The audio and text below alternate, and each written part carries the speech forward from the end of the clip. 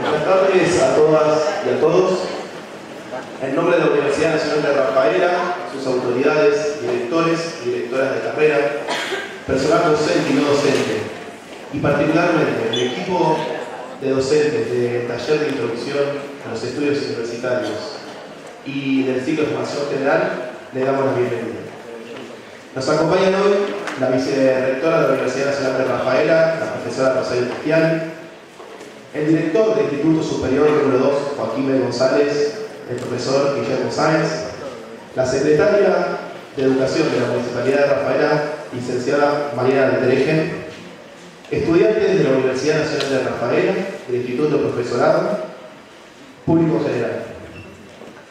En el año 2018, con motivo de la conmemoración de los 100 años de la reforma universitaria, nos propusimos como comunidad educativa de UNRWA a evocar los hechos, las luchas y las conquistas que formaron el actual sistema universitario argentino. Los principios de autonomía universitaria, el cogobierno, el ingreso docente por concurso, la libertad de cátedra, entre otros postulados, fueron algunas de las conquistas de la reforma que permitieron tornar la universidad más democrática y menos elitista. Sin embargo, tuvieron que transcurrir poco más de 3 décadas para que se configuren otros rasgos distintivos del modelo universitario. No fue hasta la llegada del poder del peronismo que la educación universitaria fue considerada como un derecho social, a la que todos y todas podemos acceder.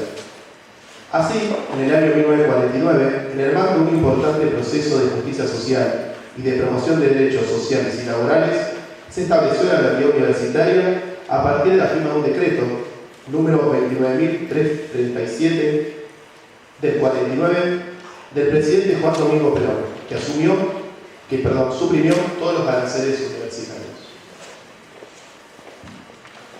Esta medida cambió para siempre el rumbo del sistema universitario argentino. Con la enseñanza universitaria gratuita, por primera vez en la historia del país, los hijos de los trabajadores tuvieron la posibilidad de acceder a la cultura, la educación superior y la formación profesional universitaria. El espíritu y el carácter de este acontecimiento no deben perderse de vista y necesitan ser revisados y actualizados periódicamente para que se mantengan en la memoria viva de la sociedad. La educación no es un gasto, es una inversión y un derecho al que el Estado debe garantizar. A continuación, compartimos una proyección audiovisual producida por la Universidad Pedagógica Nacional que rememora este importante acontecimiento. Durante el primer gobierno de Juan Domingo Perón, mediante el decreto 29.337 del 22 de noviembre de 1949, se estableció la suspensión del cobro de los aranceles universitarios. Aunque no llegó a implementarse la gratuidad de la enseñanza superior, tuvo como antecedente una iniciativa propuesta por el primer Congreso Nacional de Estudiantes de julio de 1918 en el marco de la reforma universitaria. El decreto 29.337 que suspendió el cobro de aranceles universitarios forma parte de un sistema junto con la Ley Universitaria 13.031 de 1947 y la Constitución reformada de 1949, en la el Estado es concebido en un rol planificador. Buscaba ampliar el acceso a la educación y transformar la realidad universitaria de cara a un modelo productivo de industrialización. La gratuidad universitaria del año 1949 fue recogida en el segundo plan quinquenal de 1952 y en la Ley Universitaria 14.237 de 1954. En esta última, destacó el rol de la formación y la investigación universitaria para el desarrollo científico-tecnológico de Argentina, así como para el cultivo de la conciencia nacional histórica. Entre sus funciones, se subrayaban el sentido social de la universidad y su rol en la difusión de la cultura para el prestigio y engrandecimiento de la nación. Se impulsó la constitución de cuerpos docentes con dedicación exclusiva. Junto a la suspensión de los aranceles universitarios del decreto 29.337 de 1949, a partir del año 1952 con el decreto 4.493, se hizo lo propio con el cobro de aranceles a estudiantes de segunda enseñanza, del profesorado e institutos especiales, tanto oficiales como adscritos, con alcance a los estudiantes libres. Como resultado de la sanción de la gratuidad universitaria, la matrícula estudiantil aumentó exponencialmente. Recién con la dictadura militar del año 1976, se generó un retroceso en la inscripción de nuevos estudiantes. Con la vuelta a la democracia en 1983, las universidades argentinas eliminaron el cobro de aranceles. En 2018, la Conferencia Regional de Educación Superior reafirmó el postulado de la educación superior como un bien público social, un derecho humano y universal, y un deber de los Estados al derecho a la educación superior pública, gratuita y de amplio acceso.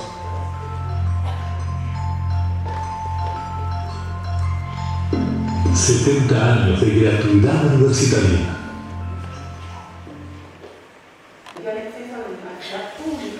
De amplios sectores de la ciudadanía, como comunidad educativa de UNRWA, nos propusimos una actividad académica diferente a la cotidiana, para conmemorarla.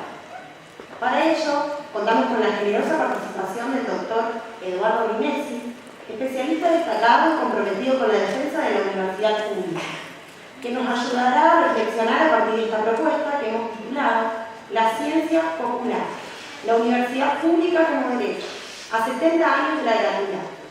Bienvenido, doctor Eduardo Grinesi. Lo invitamos a tomar lugar en este escenario, acompañado por el secretario académico de la UNRWA, doctor Jorge Daniel Rodríguez.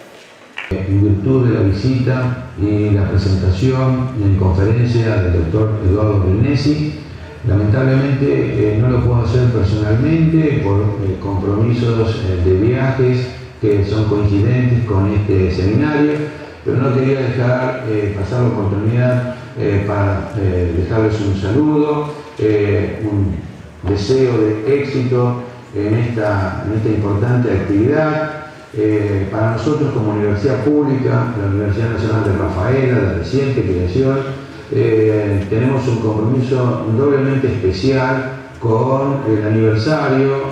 En este año estamos celebrando los 70 años de la gratuidad de la educación superior universitaria en Argentina, lo que marcó un hito de inclusión no solo de las clases populares, sino de todos aquellos que tienen interés en formarse y mejorar tanto individual como su aporte a la sociedad. Así que entendíamos que teníamos que generar una actividad como esta. Para nosotros la presencia del doctor Eduardo Grinesi, el filósofo de destacada trayectoria tanto desde el punto de vista académico como también de su acción en gestión universitaria, nos pareció una de las personalidades que nos podía, a través de una conferencia y un seminario y una visita a nuestra ciudad, dar luz de lo que significa la ciencia popular, la universidad pública como derecho y obviamente los 70 años de la gratuidad. Entendemos que el compromiso de la universidad pública no solo pasa por la inclusión, sino también pasa por el equilibrio con la excelencia académica, la transferencia de conocimientos y la mejora de las condiciones de vida de la sociedad. Creo que estamos en presencia de un seminario en estas instalaciones del Instituto Superior del Profesorado, institución a la cual agradezco especialmente la oportunidad y el compromiso de seguir cooperando y ayudando a el crecimiento de la vida universitaria y educación superior en nuestra ciudad.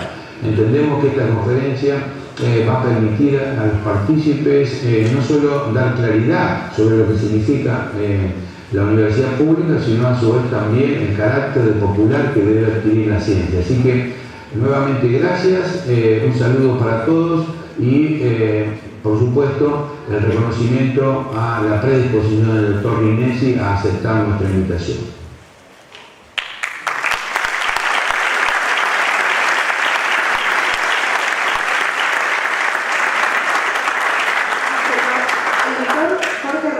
Secretario académico de la universidad, nos brindará las palabras.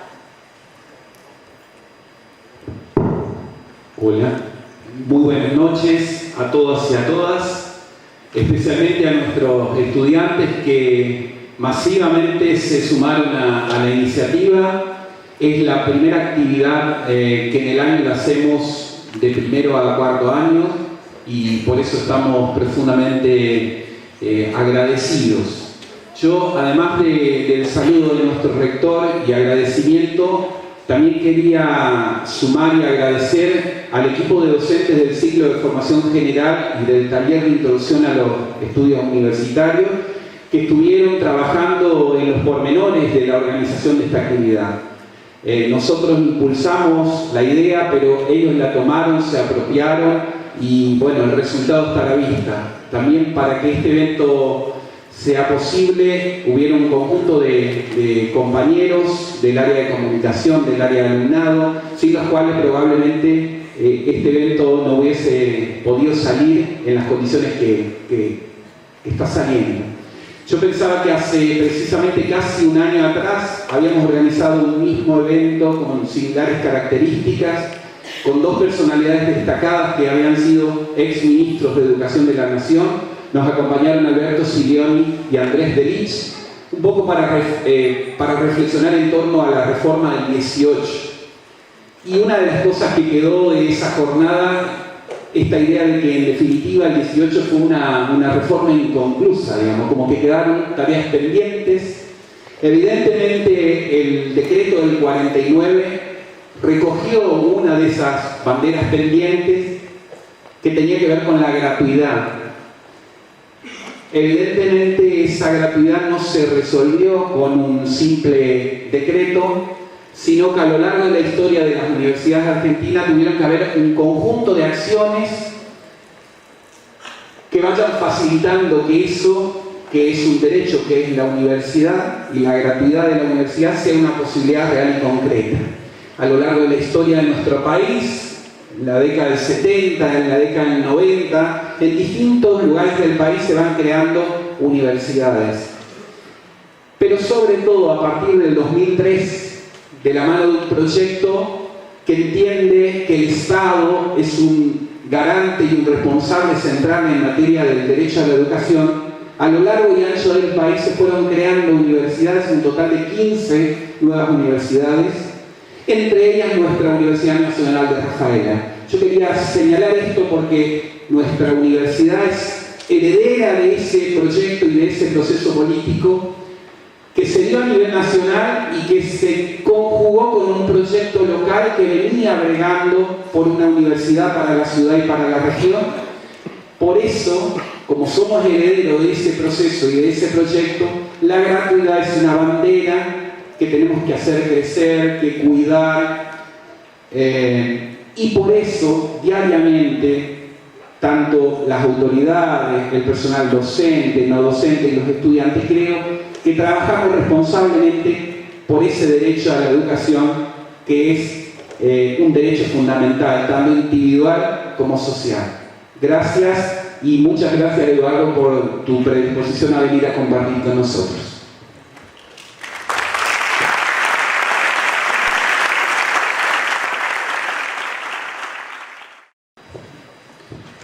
Buenas tardes. Muchas gracias por la invitación, muchas gracias por la casi insoportable presentación.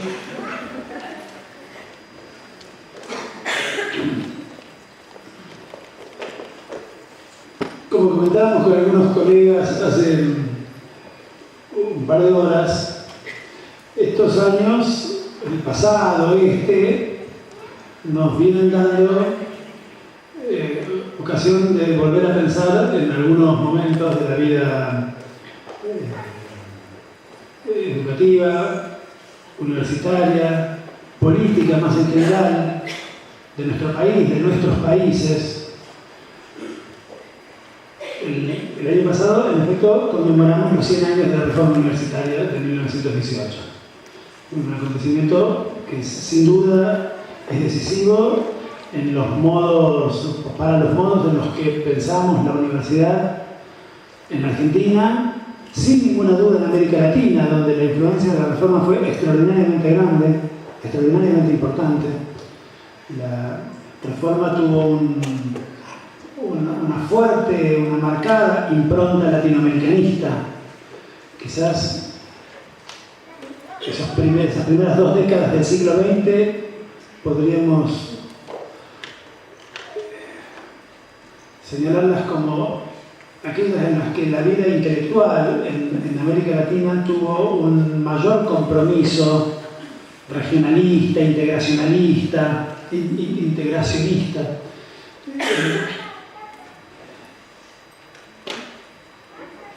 Un siglo antes, a comienzos del siglo XIX, la vida intelectual en América del Sur, la vida de aquellas viejas universidades donde se formaron la generación de los revolucionarios del Río de la Plata y de tantos otros lugares de América del Sur, habían tenido también una orientación regional, una integración hacia la imaginación de una, como se llamó, patria grande latinoamericana.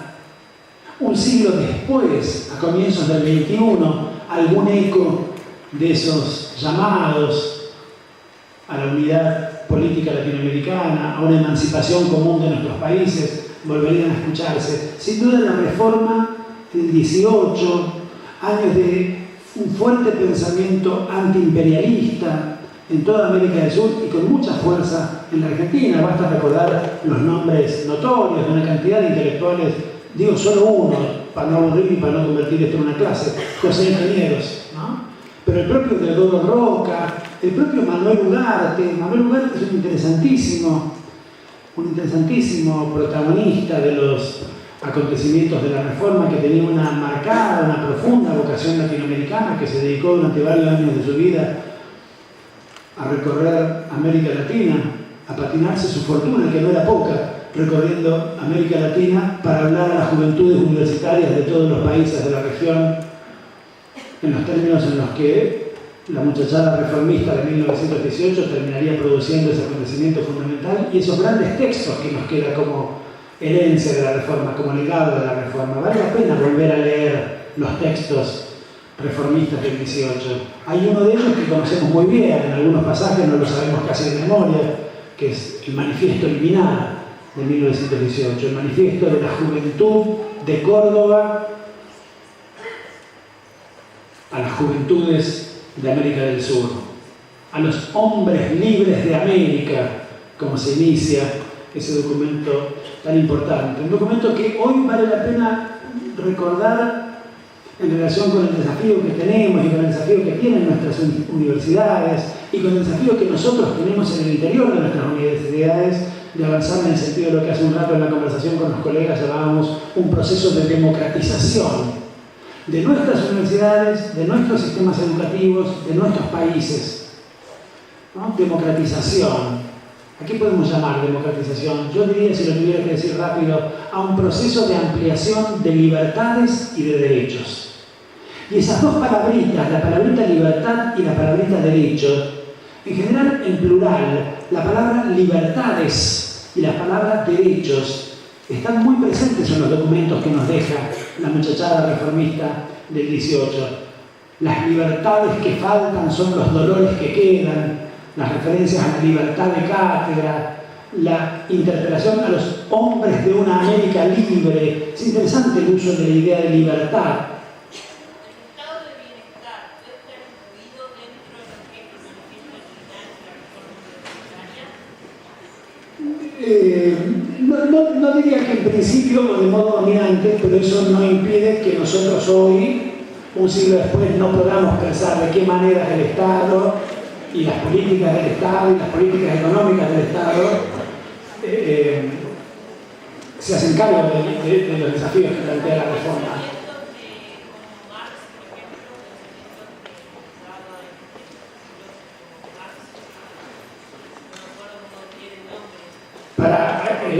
Digo dos cosas. Una, no identificaría lo que solemos llamar estado de bienestar. No digo nada. ¿Puede levantar la mano?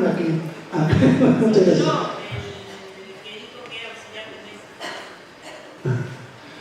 Digo rapidito lo siguiente.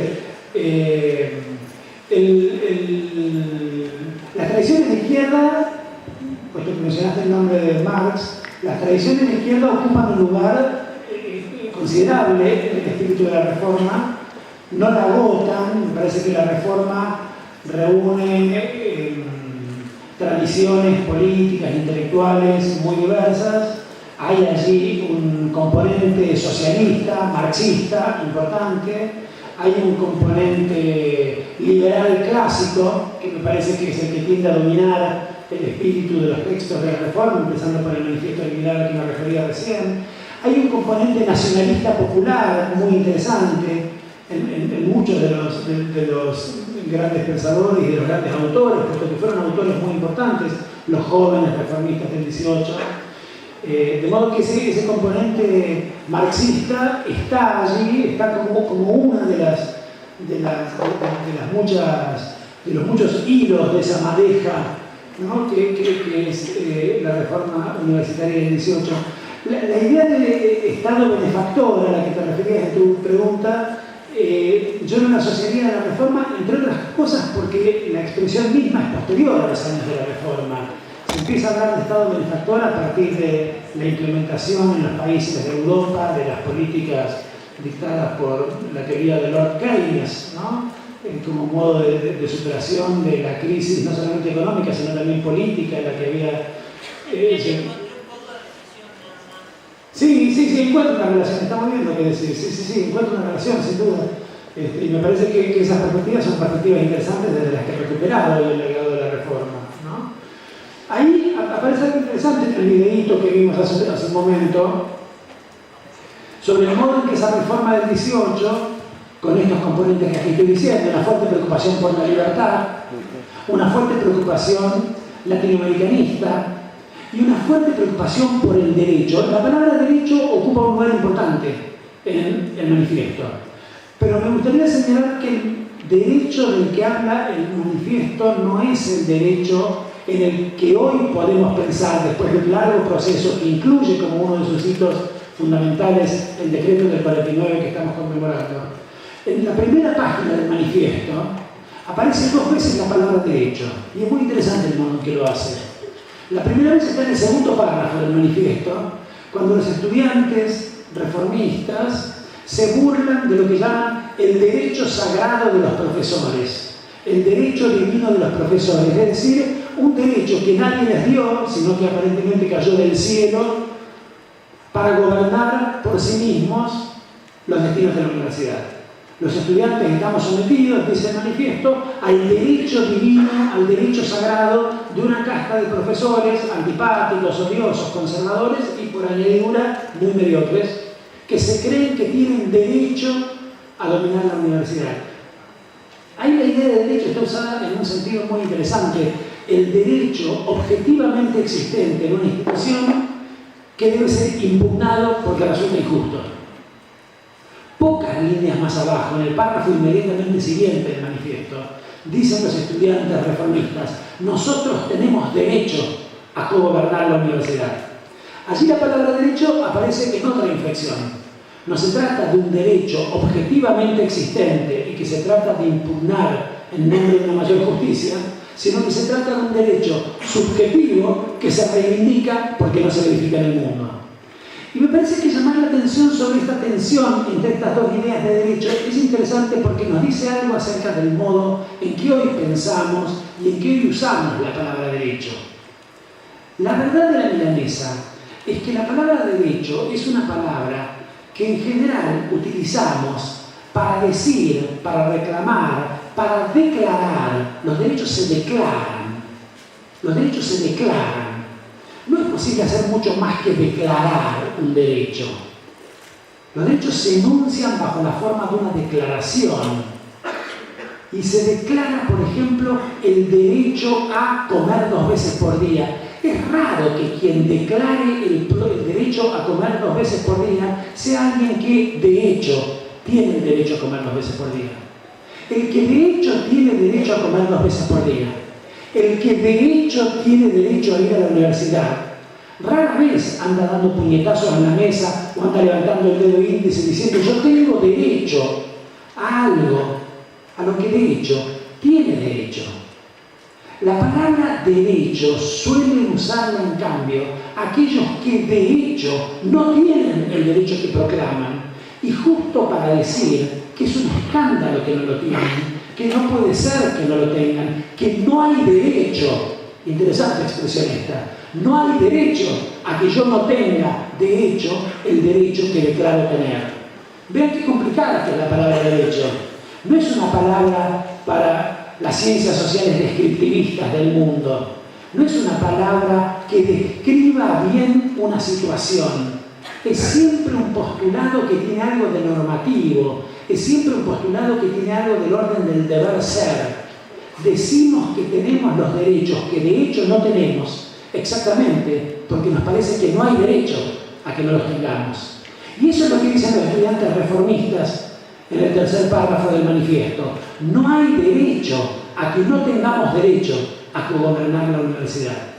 Y con ese escandalizado señalamiento, con esa escandalizada declaración, introducen los estudiantes cordobeses de 1918 un principio fundamental en la organización de nuestra vida universitaria, que es el principio del gobierno colegiado, del gobierno tripartito. Hoy en muchas universidades del sistema universitario público argentino, cuatripartito, el derecho que tienen los distintos claustros que integran la vida universitaria a gobernar autónomamente. Esa palabrita autonomía es una palabra muy importante de la historia de las ideas, es una palabra que proviene de la gran tradición republicana, autonomía, que en efecto es uno de los grandes legados que nos deja la reforma del 18. La idea de autonomía a veces se entiende en un sentido sumamente defensivo. La autonomía como autonomía de. A mí me gusta pensar la autonomía en un sentido menos defensivo y posiblemente más político y más democrático. La autonomía como autonomía para. La autonomía es el derecho que tenemos todos los miembros de la comunidad universitaria a gobernarnos, a darnos a nosotros mismos nuestras propias normas, eso es lo que quiere decir autónomos, nuestras propias normas de gobierno, nuestras propias regulaciones, nuestras propias normas de pensamiento. Y allí tenemos que tener un ojo muy atento los universitarios, que tenemos que defender la autonomía, pero que en efecto la tenemos que defender con mucha lucidez de los factores que desde afuera o a veces también desde dentro mismo de la universidad tienden a heteronomizar nuestras maneras de pensar, nuestras maneras de escribir, nuestras maneras de diseñar nuestros objetivos de investigación, nuestras preguntas por cuáles son las cosas que merecen ser investigadas, que merecen ser conocidas, sobre las que merece un esfuerzo nuestro empeño de investigación y de escritura, ¿no? La palabra derecho aparece en efecto junto con la palabra libertad en el manifiesto liminar del 18, pero quisiera decir aquí que esa palabra derecho que aparece en el manifiesto liminar de los estudiantes reformistas del 18 alude al derecho de los universitarios, alude al derecho de los estudiantes universitarios de participar más activamente en la vida política, pública de la institución. Muchas cosas tuvieron que pasar del 18 a hoy, 101 años después, para que cuando decimos derecho en relación a la universidad, no nos refiramos solamente a los derechos de los universitarios, sino que nos refiramos a los derechos de todos los ciudadanos del país o de nuestros países. Y nos refiramos incluso de un modo que hay que pensar muy bien, porque no es nada sencillo, porque presenta una gran complejidad teórica, política, filosófica, al derecho del pueblo, entendido como sujeto colectivo, a la universidad que ese pueblo, entre otras cosas, pagando sus impuestos, sostiene y permite funcionar. La idea de derecho recibe hoy entonces un significado muy diferente al que tenía 100 años atrás, en el año de la Reforma, y hay una cantidad de acontecimientos que podríamos mencionar en el camino de estos 100 años. Yo decía al comienzo, aniversarios, el de la Reforma, sin duda, el del decreto de gratuidad del 49, sin duda. Ese decreto de gratuidad es muy importante y nos permite avanzar en el sentido de entender de un modo más amplio el derecho a la universidad. No se trata solamente del derecho de unos estudiantes que en 1918 todavía pertenecían a unas élites bastante limitadas de gobernar su universidad. Se trata ahora del derecho que cualquier ciudadano debería tener a poder cursar estudios universitarios sin tener que pagar por ellos. La idea de gratuidad es en este sentido fundamental y es una idea que hoy hay que recuperar con mucha fuerza. La historia de la gratuidad de la universidad en Argentina no es una historia lineal.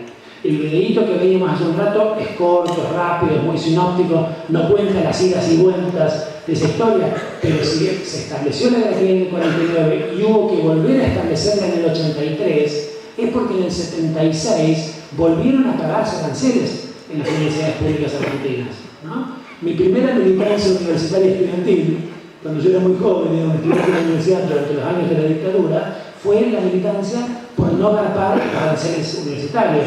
Hacíamos los estudiantes universitarios una especie de gesto que consistía en tirar en unos cestos de papeles, ¿no?, las chiqueras que nos daban, que había que ir a los bancos para pagar, ¿no? Esto era bien sobre el final de la dictadura. Ese gesto no era un gesto especialmente épico. La dictadura ya se caía sola y a nadie le pasaba nada por tirar una chequera a un tarro de basura. Pero quiero decir que hacia fines de la dictadura vuelve a aparecer esa vieja representación de que no podía ser que la universidad pública fuera paga. Y con mucha frecuencia escuchamos, con mucha frecuencia leemos, hay que leer los editoriales del Diario de la Nación, no menos de 2, 3, 4 por mes, sistemáticamente se dedican a la cuestión universitaria, que es una obsesión, en efecto, de las derechas argentinas, con mucha frecuencia para decir cómo puede ser que estudiantes secundarios, que bien que fueron escuelas secundarias pagas, cuyos papás pudieron pagar, cuando llegan a la universidad no pagan porque la universidad es gratuita y eso no puede ser, es una barbaridad, y termina siendo un subsidio a las clases medias y altas que pagan quienes más impuestos pagan en este país, que son los pobres. Ese argumento es un argumento muy malo, ese argumento es un argumento muy reaccionario y ese argumento es un argumento que hay que discutir. Lo primero que debería pasar en un país donde estemos preocupados en efecto por la justicia social y porque los pobres no le paguen la vida a los ricos, es tener un sistema tributario menos regresivo. Es muy gracioso que los mismos tipos que le sacan impuestos al champán, que le sacan impuestos a la soja, que le sacan impuestos a todos los bienes, ¿no?, de consumo suntuario, etc., después en las editoriales del Diario de la Nación se agarran la cabeza y dicen: uy, qué barbaridad, qué injusto que es el mundo. Los pobres, que son los que pagan impuestos, entre otras cosas, debido a políticas fiscales que así lo determinan, le terminan pagando la educación a las clases medias y altas, que no está dicho que sean las únicas que pueden ir a la universidad. De hecho, lo que hay que hacer es militar para que las clases medias y altas no sean las únicas que pueden ir a la universidad, y hoy tenemos condiciones muchísimo mejores que las que teníamos en los años 40 para eso. Por muchas razones, una de ellas, nada despreciable, es que desde hace no muchos años, en la Argentina la educación media, la educación secundaria, es obligatoria. Mal podía pensarse en la universidad como un derecho en un país en que la escuela secundaria no era una obligación. Cuando la escuela secundaria no era una obligación de los pibes, de sus papás y en primer lugar del Estado, la educación universitaria solo podía pensarse como un lujo que podían darse quienes previamente les habían dado el lujo previo de terminar un sistema, un nivel educativo, el secundario, que nadie les exigía terminar. Solo cuando en un país la educación secundaria es una obligación, la educación universitaria puede pensarse, por lo menos en principio, por lo menos tendencialmente, por lo menos como orientación, o si quieren ustedes incluso como utopía, como un derecho que está proclamado en una ley de la nación, que es la Ley de Educación Superior, reformada en el año 2015, para que diga lo que hoy por suerte dice en la Argentina, que es que la educación superior es un derecho universal, que tiene que en efecto realizarse para todo el mundo, gracias a políticas públicas que lo hagan posible, gracias a políticas institucionales que lo hagan posible, gracias a la masiva creación de instituciones universitarias que en los últimos 50 o 60 años, y con mucho énfasis en efecto en los últimos 15, poblaron todo el territorio nacional. Por mucho que la Constitución Nacional o que las leyes digan que la educación es un derecho, que la universidad es un derecho, si un joven argentino tenía la universidad pública más cercana a su domicilio, a 1000 kilómetros de su casa, evidentemente la posibilidad de realizar efectivamente ese derecho era una posibilidad muy condicionada. La amplísima expansión del sistema universitario argentino entre fines de los años 60 y comienzos del siglo XXI, digamos, en números redondos, a lo largo de ese medio siglo, en 3 grandes momentos: el momento de lo que se llamó el Plan Tacchini, a fines de la dictadura de Onganía y de Lanuse, los años del gobierno neoliberal de comienzos de la década del 90 y los años de los gobiernos kirchneristas de los primeros 3 lustros del 21. En total, ese movimiento de creación de universidades muy importante sextuplicó el número de universidades públicas que tenemos en el territorio argentino. Antes de fines de los años 60 había en este país 9 grandes universidades públicas, hoy hay 6 veces más, 54. Con el resultado de que no hay ningún joven argentino que quiera ejercer el derecho a la educación superior que una ley de la nación le otorga, que no tenga una universidad pública, gratuita y buena, a más que un rato razonable de viaje de la casa. La creación masiva de universidades en todo el territorio nacional, que ha llevado a que alguien se pregunte qué locura es esta de universidades por todas partes, es la condición de posibilidad para que un derecho establecido en una ley de la nación lo sea efectivamente y no solo declarativamente para todo el mundo. Entonces, es muy importante el camino que hemos recorrido del 18, pasando por el 49. El 49, en efecto, recoge la herencia del 18. Hay un cierto modo de contarse la historia política y la historia universitaria en este país que tiende a contraponer el espíritu de la reforma del 18 al clima cultural, ideológico y a la orientación política del gobierno peronista de los años 40 y 50. Hay que revisar eso.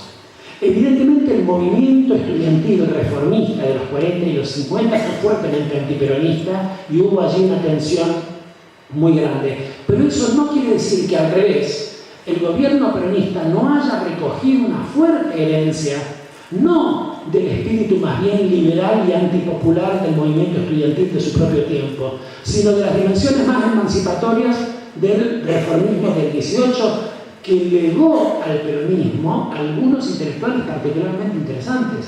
Mencioné uno hace un rato, y para no llenar esta sala de nombres, no voy a mencionar otro: Manuel Ugarte. Manuel Ugarte fue un pensador fundamental, fue un pensador interesantísimo, un hombre que venía del Partido Socialista y que termina sus días con una fuerte militancia en el peronismo. Fue canciller de Perón en México, en Cuba y no me acuerdo en qué otro lugar. Fue un pensador fundamental, el fundador de lo que se dio en llamar, y esta expresión es muy interesante, y es una de las expresiones que caracteriza una de las tradiciones teórico-políticas, filosófico-políticas más importantes del siglo XX en la Argentina, la izquierda nacional. Ugarte es el verdadero fundador de algo así como una izquierda nacional, si podemos seguir usando esta expresión, y el gran maestro del gran representante de esta tradición de izquierda nacional, que fue Jorge Abelardo Ramos. Jorge Abelardo Ramos es discípulo del socialista devenido peronista Manuel Ugarte, al mismo tiempo que maestro de un notorio teórico político argentino, fallecido hace unos pocos años, que conmocionó bastante el clima intelectual de la teoría política, de la filosofía política, de la ciencia política argentina más reciente, que fue Ernesto Laclau. Hay que pensar esa secuencia que va de Ugarte a Ramos y de Ramos a Laclau, que son grandes momentos del pensamiento que hereda la reforma en una perspectiva que podríamos llamar nacional popular. Sin duda que la reforma está en el peronismo del 49, a pesar de que el peronismo del 49 no les haya caído simpático a la muchachada reformista de su propio tiempo, ¿no? Y de allí para acá, 10 años después del 49, lo recordábamos hoy en una reunión más acotada con algunos colegas, 10 años después del 49, a fines del año 59, tiene lugar un acontecimiento al que yo le doy una enorme importancia. Este acontecimiento lo protagoniza otro argentino, otro hijo de la reforma del 18, un argentino notorio, un argentino universal, un argentino que era un orador extraordinario y un pensador político extraordinario que se llamaba Ernesto Guevara. A Ernesto Guevara le dan el 28 de diciembre del año 1959, 10 años y chirolitas, porque el decreto es de noviembre, del decreto de gratuidad de Perón del 49, le dan, cuando la revolución cubana que él protagonizó y de la que él fue un personaje fundamental, estaba a punto de cumplir un año, a 3 días de que la revolución cubana cumpliera un año, Ernesto Guevara le da el título de doctor honoris causa en pedagogía de la Universidad de las Villas en Cuba y pronuncia un discurso extraordinario, conmovedor y además de enorme interés teórico y político, un discurso del que ustedes tal vez no lo sepan, pero saben varias frases, porque esas frases se volvieron famosísimas, se volvieron universales. Agitaron pancartas del movimiento estudiantil francés 9 años posterior, en mayo de 1968, que medio siglo después hereda tantas de las consignas del 18 cordobés. Ese discurso del Che es el discurso en el que el Che dice que la universidad se vista de pueblo, se vista de negro, se vista de mulato, se vista de campesino, se vista de obrero. Es una idea muy interesante la que tiene el Che sobre la universidad y sobre el pueblo. El pueblo es negro, es mulato, es campesino, es obrero, es decir, es heterogéneo, es multicolor, dice el Che, con una palabra que a mí me remite a un enorme texto de la literatura política argentina 14 años anterior, el hermoso texto de Raúl Scalabrini Ortiz. Métanse, googleenlo, métanse en internet, no es difícil encontrar este texto precioso de Raúl Scalabrini Ortiz, que es la crónica que escribe Scalabrini del 17 de octubre de 1945. Con la llegada de los obreros que venían de los distintos puntos del conurbano bonaerense, llegan los matarifes de no sé dónde con sus trajes ensangrentados, y llegan los metalúrgicos de no sé dónde, y llegan los empleados de no sé qué, llegan sujetos que son heterogéneos, como los campesinos y los obreros del Che, y llegan también portando distintos colores en sus rostros, el rostro dorado de que revela al abuelo mediterráneo y el rostro blanquecino que revela al inmigrante escandinavo y los cabellos duros que revelan al padre indígena. Es muy interesante lo que hace Scalabrini allí, porque muestra que el pueblo, que por definición es siempre uno y que tiene algo del orden de la homogeneidad para poder postularse como esa unidad colectiva, sin embargo, se trata de una homogeneidad hecha de muchas heterogeneidades, laborales, raciales, de orígenes, ¿no? Y de colores también. Dice Scalabrini Ortiz, un pueblo polícromo. Esta palabra me parece preciosa, una palabra del castellano antiguo, nadie dice polícromo. Polícromo quiere decir multicolor. El pueblo peronista de Scalabrini en el 45, el pueblo cubano del Che en el 59, son pueblos polícromos, multicolores, hechos de muchos oficios, hechos de muchos orígenes, hechos de muchas razas y sin embargo uno. Pues bien, ese pueblo tiene que penetrar la universidad, dice el Che, en una frase extraordinaria, que la universidad abra sus puertas al pueblo, o mejor, que se quede sin puertas en absoluto, para que el pueblo entre en ella y la pinte con los colores que le dé la gana. Esa frase la han leído por ahí, habita los afiches y los banderines y las agendas y las calcomanías del movimiento estudiantil desde entonces hasta hoy mismo, y fueron frases en efecto muy repetidas 9 años después, en mayo de 1968, en ese gran movimiento que recuerda tanto el movimiento cordobés del 18, primero en París, después en Alemania y en Italia. El 68 francés es un acontecimiento fundamental, es un acontecimiento fundamental en la historia de la política francesa, es un acontecimiento fundamental en la historia de la filosofía occidental. Del 68 francés surgen algunos de los grandes filósofos que hasta hoy, ¿no?, vienen renovando el pensamiento crítico francés y europeo en general. Y el 68 francés dio mucho trabajo trabajo de interpretación y mucho pretexto y mucho motivo en la investigación histórica también en la Argentina. En aquellos años, dos notorios intelectuales argentinos, ambos han muerto ya, ambos fueron muy interesantes. Uno se llamaba Juan Carlos Portantiero y el otro se llamaba José Aricó, que tenían un diálogo muy fuerte con sus compañeros del Partido Comunista Italiano. Ellos eran miembros del Partido Comunista Argentino, grandes lectores de un filósofo marxista italiano muy interesante, llamado Antonio Gramsci, sobre el que escribieron cosas decisivas, ¿no? Y Portantiero y Aricó le decían a sus amigos italianos: che, ustedes están aquí reasombrados con este despelote que están haciendo los estudiantes en París, en Roma, en Alemania, pero nosotros hace 50 años en la Argentina tuvimos algo muy parecido. Una misma alianza obrero-estudiantil, obreros apoyando la causa de los estudiantes y estudiantes apoyando la huelga general de los obreros. El 68 francés tiene las mismas características. Los obreros se meten en las discusiones de los estudiantes y hacen al mismo tiempo, y los estudiantes le apoyan, la huelga más importante de la historia de Francia, ¿no? Entonces Portantiero dice: che, ¿no quieren que les cuente? Les dice a sus amigos italianos qué fue el 18 cordobés. Y escribe Portantiero la primera versión de un libro que será un libro muy famoso, que muchos de nosotros leímos después en su versión castellana, pero la primera edición de ese libro de Portantiero no es castellana, es italiana, y se llama en italiano Estudiantes y Revolución en América Latina, y cuenta la historia de la reforma del 18 y de su fuerte impacto en América Latina. El 18 tiene un fortísimo impacto en Perú, donde es la ideología que anima nada menos que el surgimiento de un partido político, la APRA, ¿no?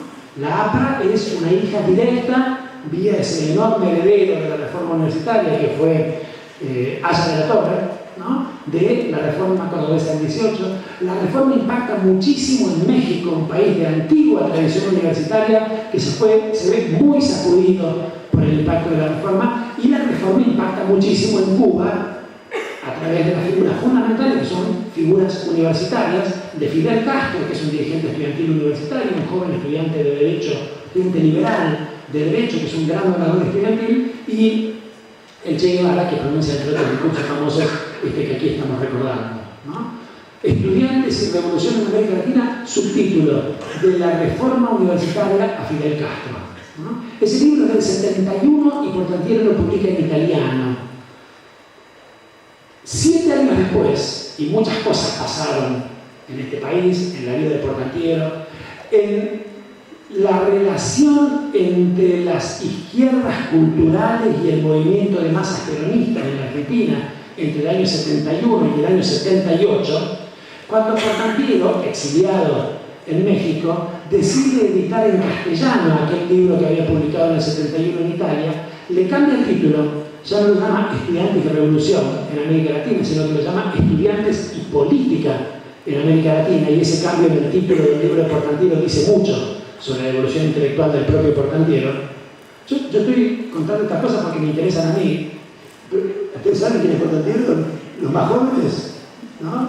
Los menos jóvenes sí, pero... Bueno, algunos se entusiasman y toman nota. Portantiero, y después va y googlea. Pero a mí me resulta muy interesante. Este libro es un libro muy importante de la historia de los estudios sobre la reforma universitaria en la Argentina. Se reedita en el 78 en México bajo este nuevo título, Estudiantes y Política en América Latina, y estudia en efecto con gran sensibilidad estos impactos de la reforma del 18, con su liberalismo, con su democratismo y sobre todo con su latinoamericanismo en Perú, en México, en Cuba, ¿no? Pues bien, allí en Cuba el Che dice en el 59, y esto a mí me parece extraordinario, más allá de las metáforas de los colores, de la metáfora de la puerta que había que tirar abajo para que el pueblo entrara a la universidad, termina diciendo el Che: la universidad no puede seguir siendo pensada como un privilegio de los ricos, tiene que pensarse como un derecho de todo el pueblo cubano. Esa frase es extraordinaria por todo tipo de razones. A mí me impresiona mucho esa frase porque fue dicha en un país muy pobre, en un país donde una revolución que cambiaría la cara al sistema educativo cubano todavía no había casi iniciado su trabajo, un país donde la enorme mayoría de los jóvenes no terminaba la escuela secundaria y posiblemente la primaria tampoco, y en ese país, pobre y educativamente muy menesteroso, el Che Guevara dice que la universidad debe ser pensada como un derecho de todo el pueblo. A mí esa frase me parece muy importante, me parece extraordinaria, pero quiero subrayar allí estas últimas dos palabritas, del pueblo. La universidad no debe ser solamente un derecho individual de cada uno de los ciudadanos, de cada uno de los jóvenes, que ejerciendo ese derecho que los asiste y que en la Argentina está proclamado en una ley de la nación, tocan a las puertas de la universidad y deben ser recibidos, y a los que debemos enseñarles y a los que les debemos enseñar en los más altos niveles o estándares de la calidad, sea lo que la calidad signifique. El derecho a la universidad, además de ser un derecho de los estudiantes, además de ser un derecho de los ciudadanos, además de ser un derecho individual, es un derecho colectivo del pueblo. El pueblo tiene derecho a que la universidad, que entre otras cosas él sostiene garpando sus impuestos, le provea los profesionales que ese pueblo necesita para su realización, para su desarrollo, para su felicidad. El pueblo que garpando sus impuestos sostiene la universidad tiene derecho a que los conocimientos que la universidad produce sirvan a los procesos de desarrollo, sirvan a la toma de decisiones políticas, sirvan al conocimiento y a la instrucción del pueblo. En la reunión que teníamos con algunos colegas hace unas pocas horas, señalamos la barbaridad que representa la circunstancia de que muchas veces investigaciones que se realizan en las universidades públicas argentinas, que realizamos los investigadores de las universidades públicas argentinas, cuyos salarios nos garpa el pueblo argentino pagando sus impuestos. Muchas veces los resultados de esas investigaciones terminan siendo publicados en revistas referateadas tipo A, del Index no sé cuánto, en revistas norteamericanas que se editan en inglés porque eso da más puntos para el currículum vitae del investigador y no porque eso interese más al pueblo que bancando la universidad con sus impuestos sostiene nuestro trabajo. No puede ser eso. Ahí hay que desplegar políticas públicas activas, hay que desplegar políticas institucionales activas. Tenemos que generar un sistema de estímulos diferentes para que los conocimientos que producen los investigadores en las universidades públicas argentinas lleguen al pueblo argentino que pagando sus impuestos sostiene esas universidades y la vida de esos investigadores y que necesita y mucho de ese conocimiento. La universidad tiene que aprender a hablar otros idiomas también. No digo que esté mal publicar en inglés en la Very Important Sociological Review de Oklahoma. Cada uno juega en su vida los jueguitos más o menos ridículos que quiere, cada uno compra los fetiches que quiere, cada uno hace el ridículum vitae como quiere. No me opongo. Pero además de escribir artículos en inglés con abstracts y con keywords y con no sé qué taradez, además estaría bueno que la universidad aprendiera a hablar el lenguaje que no es más fácil, sino mucho más difícil, que le permita estar a la altura política, retórica y moral de participar con eficacia en los grandes debates colectivos. Escribir un paper es muy fácil. Que te aprueben un paper en la Very Important Sociological Review de Mongo es una taradez. Mucho más difícil, a pesar de que muchos investigadores se engañen a sí mismos diciéndose que es al revés. Mucho más difícil es ser capaz de transmitir con eficacia los resultados de las investigaciones que realizamos en nuestras universidades para que sirvan efectivamente al desarrollo, a la realización, a la felicidad del pueblo que garpando escrupulosamente sus impuestos, que les cuesta mucho trabajo garpar, sostiene nuestras vidas y sostiene nuestras instituciones. Me parece que la idea del Che del 59 de que la universidad debe ser pensada como un derecho del pueblo nos hace pensar en estas cosas. 9 años después, el 68, del que el año pasado festejamos el cincuentenario. El 68 fue un gran movimiento de renovación de la vida estudiantil y de la vida obrera en Francia. Ese momento de alianza obrero-estudiantil, de unidad obrero-estudiantil, es muy interesante y también recoge un antecedente fundamental en el 18 cordobés. El 18 cordobés es un momento de fuerte alianza obrero-estudiantil, a pesar de que el reformismo universitario posterior ha tendido a olvidar esto y a pensar el 18 como un movimiento básicamente universitario. No fue solamente universitario, fue obrero universitario, y ese componente obrero es fundamental si queremos entender la lógica del 49, si queremos entender el 68 francés y si queremos entender de vuelta del 68 francés a la misma provincia donde toda esta historia empezó, que es la provincia de Córdoba, el 69 cordobés, el cordobazo, otro momento de fortísima acción común entre obreros y estudiantes que está en el comienzo del fin de una de las dictaduras, ¿no?, más atroces, no la peor, la que conoceríamos después, fue inimaginablemente más cruel de la historia argentina del siglo XX. De modo que me parece que estas ocasiones más bien contingentes, los aniversarios son raros, ¿no? Se cumplen 100 años de la reforma universitaria y todos nos ponemos un año entero a pensar sobre la reforma universitaria. Bueno, pero son así los aniversarios, nos dan ocasión para pensar en alguna cosa. El año pasado pensamos mucho en el 18, está bien que en el contexto que hoy vivimos en Argentina pensemos mucho en el 49. Está bien que volvamos a levantar la bandera de la gratuidad porque demasiados actores, no solamente las editoriales del Diario de la Nación, quieren volver atrás respecto a esa conquista fundamental que es la conquista de la gratuidad. Dicen, bueno, que sea optativo, el que puede, y si no, se presenta un certificado de que no se puede y está todo bien, no vamos a... No, no y no. No podemos aceptar que la universidad sea una mercancía. La universidad es un bien público social, como la comunicación, que no es un negocio, es un bien público y social y un derecho humano universal, como lo establece también una ley de la nación, que en ese artículo declarativo, y casi solo en ese, no fue todavía reformada después del año 2015. La comunicación es un derecho humano universal, la educación es un derecho humano universal, la universidad es un derecho humano universal y por los derechos no se garpa. Por los derechos no se paga, aunque se pueda pagar. Si se puede pagar, hay que cobrarle más impuestos a esos que pueden pagar. No puede ser que este país tenga un sistema tributario fortísimamente regresivo y que quienes lo promueven después se paguen la vestidura porque la universidad es injusta. No hay que hacer justicia distributiva en el sistema educativo. Hay que hacer justicia distributiva en el sistema tributario. Estos tipos son geniales. Nos quieren hacer creer que nosotros somos los culpables de la injusticia social en la Argentina. ¿Por qué no prueban tener un sistema tributario progresivo y después discutimos si el gasto universitario es un gasto que está bien o es un gasto que está mal?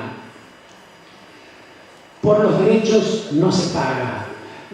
Que el Estado, es decir, todos nosotros a través de nuestros impuestos, sostengamos la universidad pública, es la condición para seguir pensando la universidad como un bien público. Es la condición para que cada uno de nuestros estudiantes, cada uno de ustedes, se siente en sus pupitres, en esta hermosa butaca de este hermoso auditorio que es una maravilla, como ciudadanos en ejercicio de un derecho y no como clientes que pagaron la cuota. Aunque fueran las mismas personas, aunque fueran los mismos profesores, aunque la clase fuera la misma, aunque se diera en la misma aula, si los estudiantes que hoy van a esa aula a recibir esa clase de ese profesor pagaran una cuota por hacerlo, ya no serían ciudadanos ejerciendo un derecho, serían clientes con la cuota al día y sería inaceptable, sería otra cosa, sería horrible dar clase en esa universidad.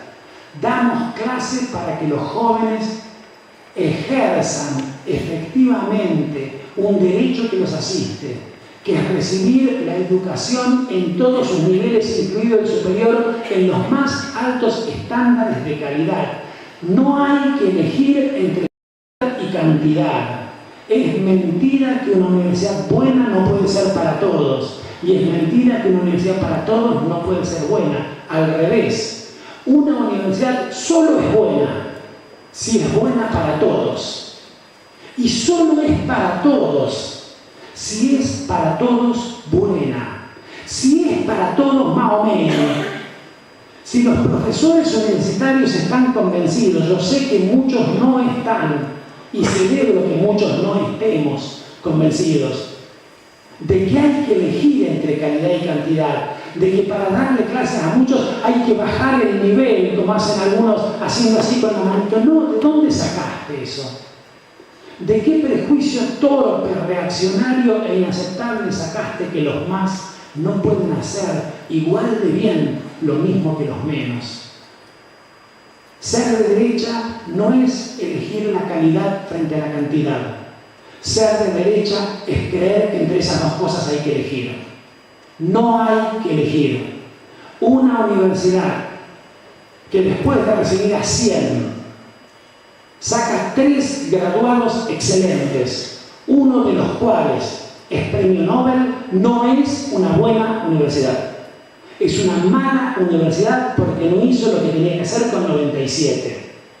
Y una universidad que recibe a 100 y gradúa a 100 malos profesionales no es una buena universidad. Es una mala universidad porque no hizo lo que tenía que hacer con 100. Los estudiantes tienen que esforzarse, los profesores tienen que esforzarse, los futbolistas tienen que esforzarse, todos tenemos que esforzarnos. Eso está fuera de discusión, no estoy alentando la chantada. Eso me gustaría dejarlo dicho, es obvio esto. Pero lo que quiero decir es que es un recurso muy fácil de los profesores y de las instituciones suponer que el que fracasa es el estudiante. Por supuesto que hay que generar los estímulos para que los estudiantes se esfuercen, por supuesto que los estudiantes tienen que esforzarse, eso está fuera de discusión. Pero si entendemos la educación como un derecho, algo tienen que preguntarse sobre lo que hicieron mal para garantizarlo. El gobierno del Estado, que tiene la responsabilidad de garantizar ese derecho, el gobierno de la institución, que tiene la obligación de garantizar ese derecho, y el profesor singular que frente a un curso no ha logrado que sus estudiantes aprendan. El recurso de decir que el que fracasa es el estudiante a mí no me convence, o por lo menos no me sirve para pensar cómo hago mejor las cosas yo, ¿no? Por supuesto que si el estudiante es un chanta, se diga que por supuesto se está fuera de discusión y nadie está aquí alentando esto. No estamos diciendo que la universidad deba ser fácil, no estamos diciendo que la universidad no debe hacer un esfuerzo muy grande, eso lo estamos presuponiendo. La universidad es difícil, debe ser difícil. Estudiar es un quilombo, lleva horas, todo eso ya lo sabemos. Dicho todo eso, que supongo aquí como un presupuesto, la que fracasa cuando no está a la altura de la responsabilidad de garantizar un derecho ciudadano es la institución que no lo logra. Y me parece que por lo menos los que ocupamos lugares en las instituciones, lugares de profesores, lugares institucionales, lugares de conducción, tenemos que pensarlo así para no hacernos la fácil coartada, para no hacernos la fácil trampa de suponer que el problema es el otro. Con demasiada frecuencia escuchamos en nuestras universidades públicas que el problema son los estudiantes, que los estudiantes no vienen con no sé qué nivel, que los estudiantes no saben poner las tildes, ¿no? Escuchamos en la sala de profesores de las universidades públicas argentinas, ¿cómo voy a dar yo mi finísima clase de filosofía política 7 si los estudiantes no saben poner las tildes? ¿Quién te dijo que para dar una gran clase de filosofía política 7 los estudiantes tienen que saber poner las tildes? Y si no saben poner las tildes, ¿saben por qué no saben poner las tildes? Que en efecto no saben. ¿Saben por qué? Porque el sistema educativo argentino del que la universidad forma parte, la universidad no viene después del sistema educativo. La universidad forma parte del sistema educativo. El sistema educativo argentino no les enseñó hasta los 18 años a poner bien las tildes. Entonces lo tenemos que hacer nosotros, aunque no estén los contenidos mínimos de filosofía 17. ¿Sí? No es necesario para eso bajar el nivel, no es necesario para eso perder mucho tiempo, no es necesario para eso humillar a nadie, no es necesario para eso mirar a nadie con cara de ¿cómo es que no lo sabes ya? Mirá cómo me haces perder el tiempo si tu compañero ya lo sabe y yo te tengo que explicar esto que vos deberías traer sabido. ¿Sabes qué? No se lo enseñamos antes. Nosotros, el sistema universitario argentino, no vale excusarse con que en mi materia no está poner las tildes. El sistema universitario argentino tiene una responsabilidad en una educación más cabal, mejor, más completa de nuestros estudiantes. En la Argentina además pasa algo que es muy interesante, que es que el sistema universitario es responsable por la formación de 1 de cada 2 profesores de nuestras escuelas secundarias. 1 de cada 2 profesores de nuestros adolescentes los formamos nosotros en la Universidad Pública Argentina. ¿Cómo es posible que después en las salas de profesores de esas mismas universidades públicas haya colegas que ponen los ojos en blanco y digan, ¡oh! Con el nivel con el que me vienen, el nivel con el que te vienen es el nivel que nosotros, el sistema educativo argentino, logramos para ellos? ¿Tenemos que formar mejores profesores? Por supuesto. ¿Tenemos que formar mejores estudiantes? Por supuesto. ¿Tenemos para eso que ser muchos mejores nosotros? Obviamente. Y esa es la parte que aquí me preocupa. ¿Cómo hacemos para ser mejor nosotros y no para descargar sobre otros la responsabilidad por un fracaso que es colectivo, que es de una sociedad, que es de una institución, que es de un sistema, ¿no? Digo, no sé si te respondo, no estoy diciendo, no, viva la pena, no. Obvio, pero digo, yo lo presupongo, ¿no? Y quiero decirlo por si no quedo suficientemente claro. Hay que romperse el alma estudiando. Hay que pasarse mucha hora despierta, hay que leer libros de 500 páginas, y eso no es salteable esa parte. Dicho eso, que no lo dije solo porque me parece obvio, me parece que tenemos que revisar en las instituciones universitarias cuál es la parte de responsabilidad que a nosotros nos toca para hacer mejor las cosas, ¿no? Bueno, medio deshilachado, medio desordenado, algunas ideas que me surgen del recuerdo del 18, del 49, del interesantísimo 59 de ese discurso precioso del Che, del 68 francés, del 69 cordobés del que este año conmemoramos el cincuentenario, y de los procesos más recientes de reformulación del sistema universitario público argentino, de creación de muchísimas universidades como esta, que tienen una tarea fundamental para hacer que los grandes principios del 18, del 49, del 59, del 68, del 69 se hagan realidad para nuestros jóvenes. Bueno, muchas gracias.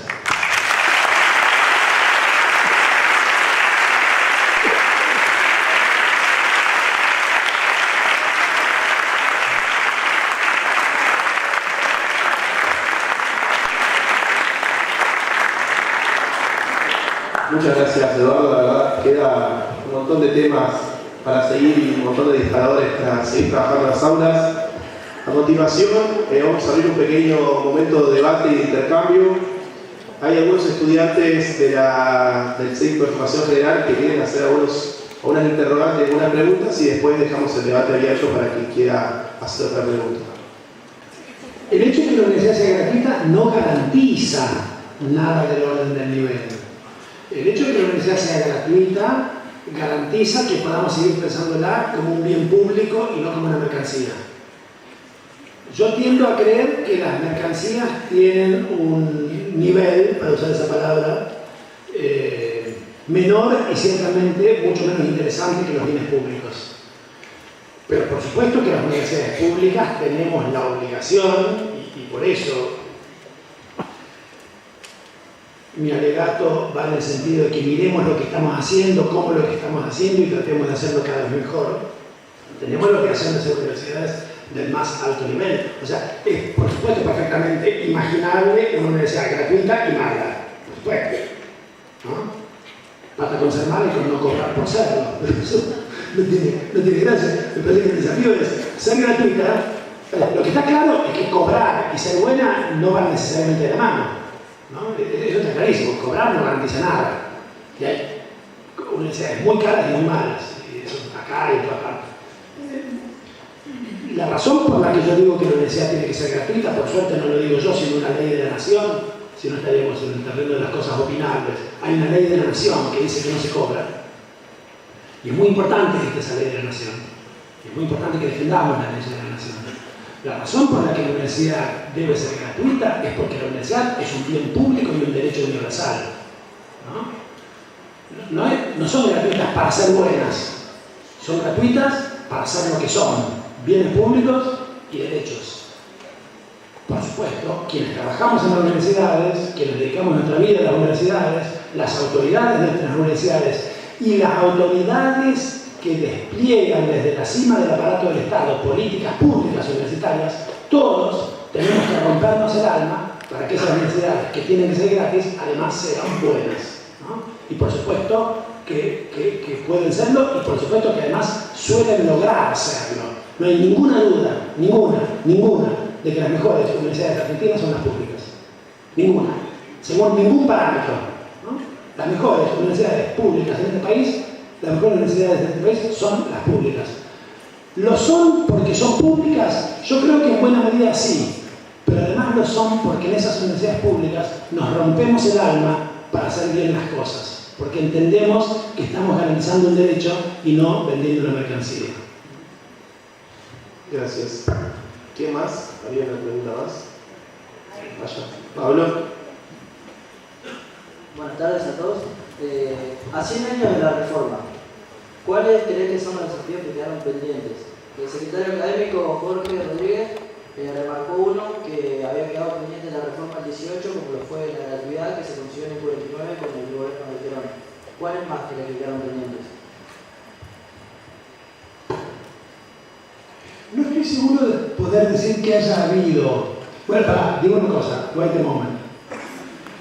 Lo de la gratuidad es muy interesante y le agradezco a Jorge su intervención en ese sentido porque me permite decir lo siguiente. La gratuidad no fue una demanda de los estudiantes en 1918. Fue, sí, un asunto que se discutió en un congreso estudiantil y la posición que sostenía la necesidad de que eso se convirtiera en una demanda, perdió. La sostenían algunos tipos muy interesantes, la mayoría no creía que la gratuidad debiera formar parte del pliego de reivindicaciones estudiantiles de la reforma y de hecho los documentos que nos lega la reforma como herencia no incluyen a la gratuidad como uno de los tópicos de la reforma. Eso no impide que muchos de los muchachos que en el 18 habían postulado la importancia de la gratuidad siguieran con esa militancia y después se vieran satisfechos en ella durante el gobierno de Perón por el decreto del 49, ¿no? Lo interesante del 18, acaba de sacar una colega cordobesa, una chica jovencita, una tesis de licenciatura que convirtió en un libro, y el otro día escuché una exposición de ella a propósito de estas cosas y me pareció muy interesante porque ha estudiado muy bien las formas de la alianza obrero-estudiantil en el 18 cordobés, y lo que dice es que los que le marcaban mucho la cancha y les decían desde sus propios órganos, de sus centrales obreras, a los estudiantes que la gratuidad debía ser una de sus reivindicaciones, eran los obreros. Es decir, los obreros le decían a los estudiantes, ustedes tienen que pedir la gratuidad. Eso me parece que es interesante. Ahí hubo un diálogo, hubo un apoyo mutuo, ¿no? Y hubo una indicación de los obreros a los estudiantes de que la gratuidad fuera una reivindicación. Lo fue solo en un congreso estudiantil, no se convirtió en efecto ni en una demanda ni en una de las conquistas de la reforma y es recuperada después en un momento posterior de la historia del movimiento obrero durante el gobierno peronista.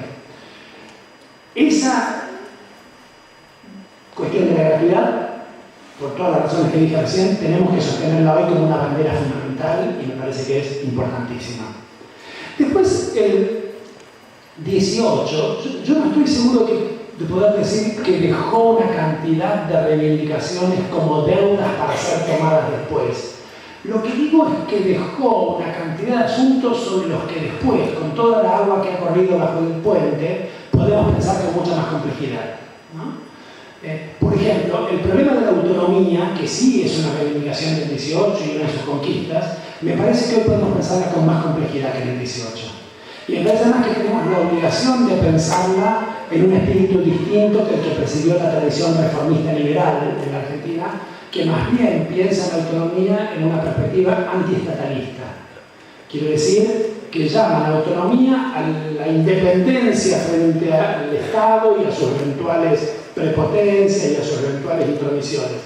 Yo soy un defensor a ultranza de la autonomía universitaria. Creo que no hay que bajar esa bandera. Creo que la autonomía universitaria es fundamental. También creo que hay que saber de quién queremos y necesitamos ser autónomos. Basta recorrer las grandes capitales de provincia donde hay universidades nacionales que tienen facultades de medicina para encontrar en las puertas de esas facultades anuncios con grandes banners a todo color de congresos científicos de medicina, invariablemente organizados, patrocinados, financiados y certificados por la Bayer Corporation, por la Parker Davis Corporation, por la Roche Corporation. Ahí hay una amenaza de autonomía universitaria. Hay una amenaza de autonomía universitaria por las corporaciones económicas transnacionales. Tenemos que ser autónomos de ellos. ¿Tenemos que ser autónomos del Estado? Bueno, depende de qué. Hay veces que el Estado es la verdadera condición para el ejercicio de la autonomía. Hay veces que el Estado es la verdadera condición para el ejercicio de la autonomía. La gran tradición republicana, que ha sido siempre estatalista, piensa al Estado como la condición, como el garante de la autonomía. Voy a dar un ejemplo que me resulta relativamente cercano. Yo estudio hace décadas un tema. Hamlet. No, boludo, en serio, ¿qué te da? Hamlet. No, pelotudo, en serio. Dale, en serio, ¿qué te da? Hamlet. Estudio Hamlet, leo sobre Hamlet, escribo sobre Hamlet, publico sobre Hamlet. ¿Saben por qué? Porque me paga mi salario el Estado argentino. Miren si yo fuera a pedirle a la Roche Corporation o a la Parker Davis Corporation, che, no me pagás el salario durante 30 años porque no termino de entender esa puta pieza. Y la Roche Corporation dice, no, boludo, yo fabrico veneno, no financio ociosos que estudian el diálogo entre Polonio y Ofelia. No, yo estudio eso. Mi autonomía para estudiar lo que quiero, la cosa más inútil del mundo, no sirve para nada estudiar Hamlet. No sirve para nada, yo sé un montón sobre Hamlet. Porque hace décadas que estudio Hamlet. Soy perfectamente autónomo en la elección de mi objeto de estudio. ¿Saben por qué? Porque ahí está el Estado pagándome un salario para que yo estudie eso. Entonces, lo que quiero decir, contra la idea de que el Estado es una amenaza para la autonomía, es que con mucha frecuencia es la garantía, es la condición para la autonomía. Ahora, ¿no tienen derecho los gobernantes del Estado argentino, si se les ocurrió en años no tan lejanos, ahora no, pero se les ocurrió en años no tan lejanos, es decir, vamos a poner una línea de financiamiento para el estudio de no sé qué, de los hidrocarburos, porque eso es una prioridad nacional? Y entonces allí todos los reformistas del 18 con la banderita de Eduardo Roca diciendo, no, la autonomía, está bien eso, ¿cómo no va a poner el Estado? Al mismo tiempo que respeta mi autonomía para elegir a Polonio y a Hamlet y a Ofelia como objeto de estudio desde hace décadas, promover ciertas orientaciones de las investigaciones, promover ciertas orientaciones de la política científica y tecnológica. Digo todo esto como para complejizar un pensamiento que a veces nos sale medio antiestatalista de principio y no está bien eso.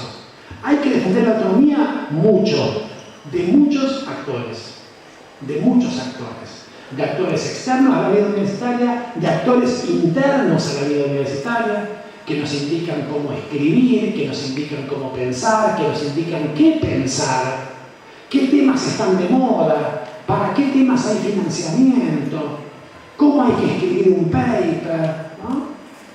La autonomía peligra por muchos lados. Yo creo, tratando de responder medio rápido y mal, porque tu pregunta es interesantísima y yo te diría, pero te diría, las cosas que se ocurren no son tanto cosas que la reforma haya enunciado y que después no se hayan realizado. Más bien diría, son asuntos que la reforma enunció y que hoy, con todo lo que pasó en estos 100 años, podemos pensar con mucha más complejidad, con mucha más vuelta de tuercas, con mucho más interés. El latinoamericanismo de la reforma para mí es un gran dato de la reforma. Por eso subrayé recién la figura de Manuel Ugarte. Hay que recuperar toda esa tradición. Hay que volver a pensar que el destino de nuestros países es un destino latinoamericano, que no vamos a ningún lado rompiendo el Mercosur, haciendo tratado de libre comercio con los Estados Unidos, no estableciendo más vínculos horizontales entre los países de la región. El modo en que se han desarticulado en los últimos 4 años los financiamientos para el establecimiento de redes interuniversitarias de investigación y de docencia entre países de América Latina, con los que hicimos cosas muy importantes no tantos años atrás, es criminal. Bueno, esas cosas que nos lega la reforma, a mí me parece que son deudas para seguir pensando. El latinoamericanismo, la idea de autonomía, en efecto, aquel debate entonces frustrado sobre la gratuidad que se realiza en el 49 y que nos obliga a seguir pensando, me parece que son los grandes legados, las grandes herencias de esas jornadas. Pero es un tema enorme y lo más interesante. En efecto, los sistemas de ciencia y técnica en los distintos países tienen distintas estructuras, distintas formas de financiamiento, distinta institucionalidad. En Brasil, como decís bien, en efecto, es un sistema mucho más universitario. La investigación se desarrolla en el interior de las universidades. Vengo de Perú, un encuentro de lo más interesante sobre las herencias de la reforma, ¿no? Y ahí me estuve interiorizando. En Perú, la investigación se hace dentro de las universidades, pero los investigadores que presentan y desarrollan proyectos de investigación de determinadas características, el sistema de ciencia y técnica extrauniversitario les paga un plus nada despreciable, les aumenta un 50% del salario como aporte, digamos, no sé cómo son ahí las partidas presupuestarias, pero del sistema de ciencia y técnica al desarrollo de la investigación de ese profesor que se desarrolla en una universidad, ¿no? En la Argentina, en efecto, tenemos desde la segunda mitad de los años 50 el CONICET y la Agencia Nacional de Promoción de la Ciencia y la Tecnología, con sus sistemas de becas, que tienen una gran complejidad, que no es el caso que comentar, pero que en todo caso sí están relativamente emancipadas o autonomizadas de las universidades. Las universidades funcionan en general como sedes de trabajo de los becarios o de los investigadores, con los cuales los becarios o investigadores tienen una relación de escaso compromiso, sacando que además tengan un compromiso personal porque les interesa, pero que si en principio no tienen grandes obligaciones, por lo pronto suelen no tener obligaciones de docencia respecto a las universidades que les dan sede, con lo cual el trabajo de la investigación científica tiende a autonomizarse mucho del trabajo universitario. Eso en algunas circunstancias puede ser un problema grande, no solo porque tiende a crear dos tipos de bichos académicos, el bicho académico profesor y el bicho académico científico financiado, y jerarquías internas muy odiosas también, ¿no? que después repercuten en la vida institucional de las universidades, donde muchas veces los investigadores que vienen en su mochila con su sueldo del CONICET tienden a tener posiciones material o simbólicamente jerárquicas respecto a los profesores que se dedican a dar clases en las aulas, a veces con un enorme compromiso, o incluso a sostener proyectos de investigación muy meritorios sin beca de CONICET o sin financiamiento externo. Entonces, todo eso es complicado, pero además, en años recientes tuvimos un problema que ahora se agudiza debido a la decisión del gobierno nacional de reducir extraordinariamente, así salvajemente, las partidas para el financiamiento de becarios y de investigadores. Pero ya en los años anteriores, en que al contrario hubo una expansión muy grande, el problema práctico que generaba esa expansión es que el sistema de ciencia y técnica producía, y uso con intención esta palabra de carácter fabril, producía en grandes cantidades doctores y postdoctores.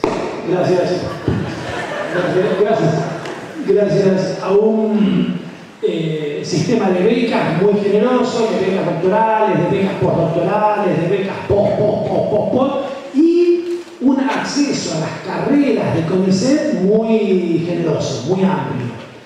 Eso generó una situación que más temprano o más tarde iba a estallar. No era necesario que estallara del modo horrible en que estalla ahora en un contexto de restricciones.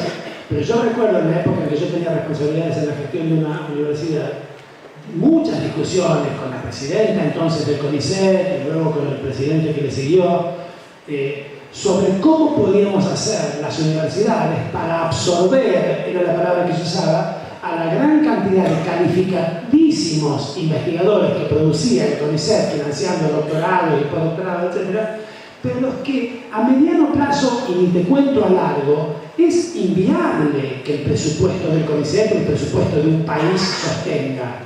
Uno puede preguntarse cuál es el número, uno puede preguntar, ¿qué número de investigadores de tiempo completo financiados por el Estado argentino podría tener un país de 40 millones de muñecos? Ese número puede ser un poco más alto, puede ser un poco más bajo. Ahora, está claro que un país no soporta un crecimiento de su número absoluto de investigadores de tiempo completo financiados por el Estado indefinidamente. Y que hay un momento en que las instituciones donde esos investigadores deberían tener su lugar de realización profesional y donde deberían hacer su aporte a la formación de nuevas generaciones, que son las universidades, tienen que hacerse cargo de parte del problema, ¿no? Eso, en años que eran mucho más auspiciosos desde el punto de vista de la orientación de las políticas públicas, lo discutimos poco y mal. En estos años que son de defensa de lo poco que queda en pie, ¿no? Y más bien decir, che, paren de recortar. No les pedimos a que diseñen un plan, les pedimos que paren de recortar. En estos años se hace mucho más difícil discutir. Pero tomo de lo que vos decís, que es un desafío. Si alguna vez pueden volver a desarrollarse en este país políticas educativas y de ciencia y de técnicas progresistas, y no suponer que todo eso son gastos inútiles, tomo como un desafío de lo que decís, que es necesario pensar cómo articular mejor el sistema universitario y el sistema de ciencia y técnica para producir un resultado más virtuoso.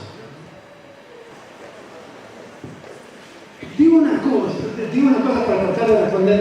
La verdad es que te mentiría si te dijera que sé cómo se enseñan esas asignaturas en la escuela secundaria.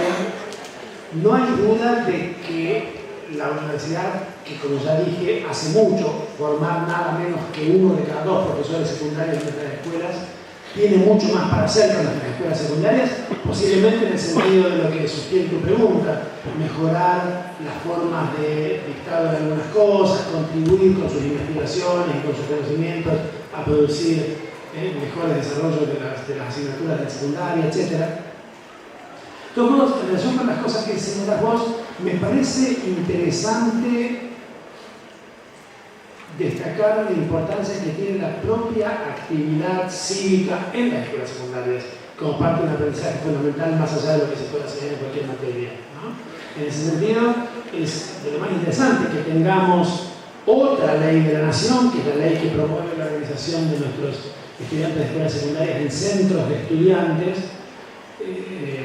que permite, me parece, un enriquecimiento de la vida cívica de los jóvenes desde muy temprano, que constituye un entrenamiento interesantísimo para el desarrollo después de militancias estudiantiles posteriores, universitarias, lo cual junto con un hecho que ha conmocionado mucho y que yo creo que ha cambiado más de lo que nos damos cuenta, los modos de pensarse la cuestión política entre los jóvenes, que es la reducción de la edad a partir de la cual se puede ejercer el derecho cívico a votar, de los 18 a los 16 años, nos permite imaginar, y para eso es importante sin duda estar atento a cosas como las que vos decís, cómo hacemos para enseñar mejor estas cosas en la escuela, ¿no? Ciudadanías más activas, ciudadanías más virtuosas.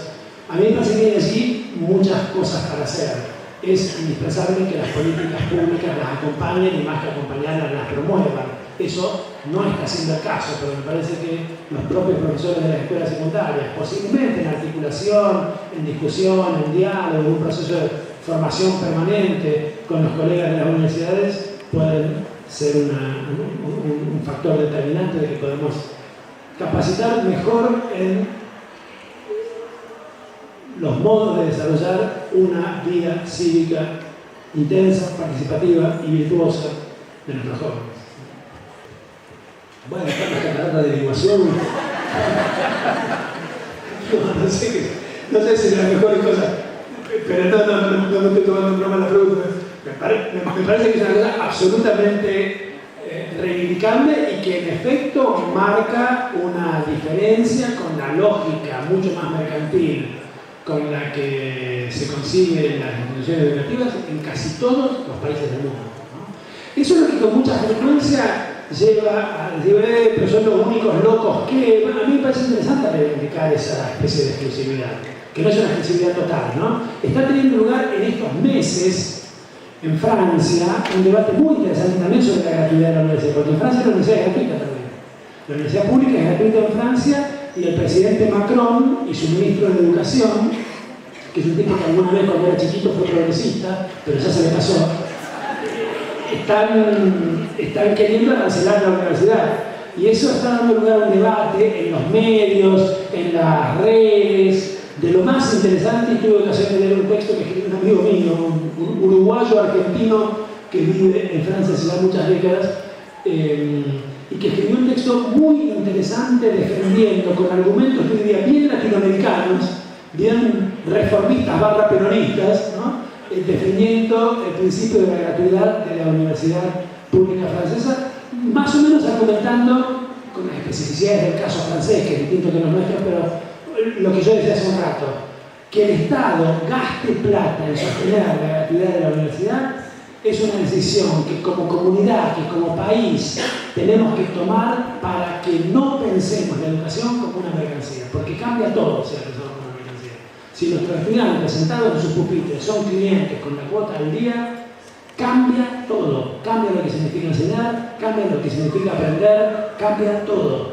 La educación es un derecho y por los derechos no se paga. Si somos el último país del mundo en sostenerlo, tenemos que seguir sosteniéndolo con la misma energía. Dicen que en una época en que el diario de la Nación andaba muy mal, al comienzo, cuando todavía lo dirigía el mismísimo general Mitre, un empleado de Mitre le dijo, general, las ventas van cada vez peor, no sé si vamos a poder sostener el diario.